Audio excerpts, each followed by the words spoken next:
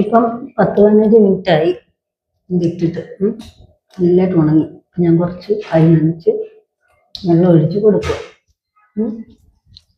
നല്ലതായിട്ട് സ്ക്രബ് ചെയ്യണം.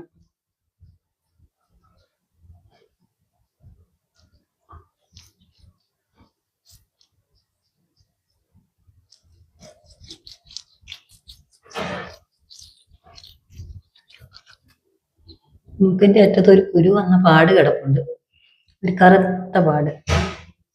അതുകൂടെ കളയണം. പോവെന്ന് നോക്കട്ടെ. പാടുകളങ്ങനെ പോകാതിരിക്കത്തൊന്നും ഇല്ല. നോക്കട്ടെ.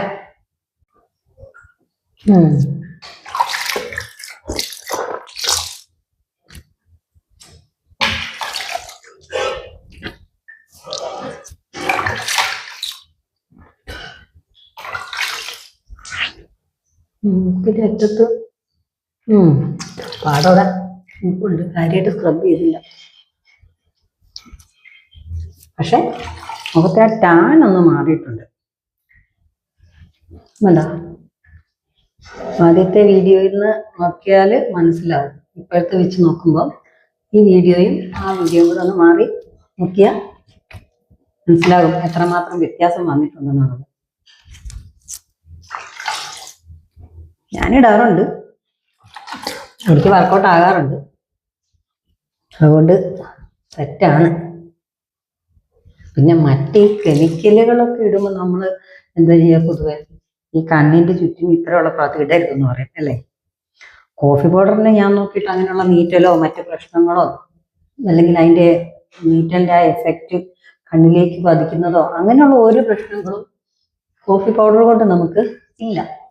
അതുകൊണ്ട് ധൈര്യമായിട്ട് നമുക്ക് കോഫി പൗഡർ ഇടാം, യാതൊരു കുഴപ്പമില്ല. അതിൻ്റെ ഭാഗമാണ് ഈ കാണുന്നത്. കണ്ടോ? കാണാൻ പറ്റുന്നുണ്ടോ?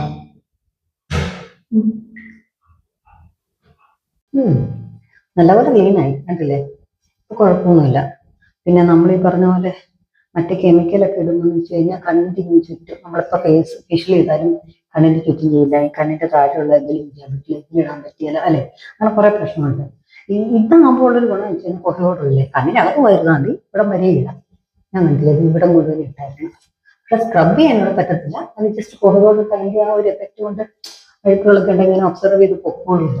ഇത് കണ്ടില്ലേ, നെറ്റിയിൽ ഇവിടത്തേനേക്കാളും കുറച്ചുകൂടി നിറവ്യത്യാസമാണ് എൻ്റെ നെറ്റിയിൽ ഈ രണ്ട് ഭാഗം. കൂടുതൽ വെയിലടിക്കുന്നതുകൊണ്ടായിരിക്കും. അപ്പം ഇതാണ് കോഫി പൗഡർ ഇട്ടതിൻ്റെ എഫക്റ്റ്.